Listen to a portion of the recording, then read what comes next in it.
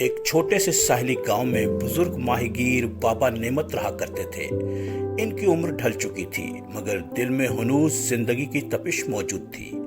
وہ جانتے تھے کہ سمندر ہر دن مہربان نہیں ہوتا، کبھی طوفان، کبھی ہوائیں، کبھی خاموشی، یہ سب ماہی گیروں کی آزمائش ہوا کرتی تھی۔ ایک دن سخت طوفان آیا، کشتیوں کو بندرگاہ پر باندھ دیا گیا، آسمان پر کالے بادل چھا گئے۔ نوجوان ماہی گیر بے چینی سے ساحل پر بیٹھے سمندر کو تکتے رہے۔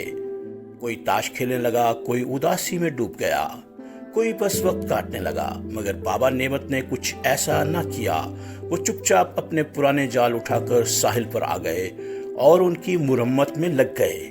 ان کے ہاتھوں میں مہارت تھی، دل میں سکون اور دماغ میں منصوبہ۔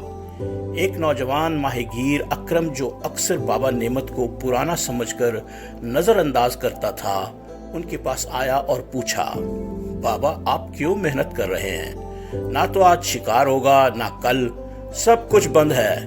بابا نعمت مسکرائے اور نرمی سے بولے، بیٹا جب ماہی گیر سمندر نہیں جا سکتے تو وہ اپنے جال ٹھیک کرتے ہیں، کیونکہ ہو سکتا ہے کل آسمان صاف ہو جائے، پانی پرسکون ہو، اور اگر ہمارے جال ٹوٹے ہوئے ہوں تو ہم کیا پکڑیں گے؟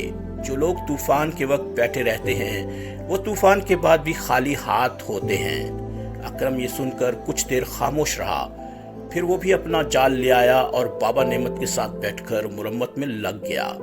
جلد ہی دوسرے نوجوان بھی شامل ہو گئے۔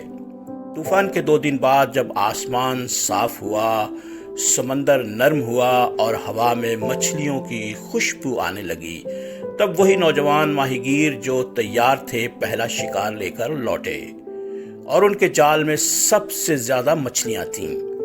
اور تب گاؤں کے سب نوجوانوں نے سیکھا، اصل کامیابی انہی کی ہوتی ہے جو ٹھہراؤ کے لمحوں کو بھی آگے بڑھنے کا وقت سمجھتے ہیں۔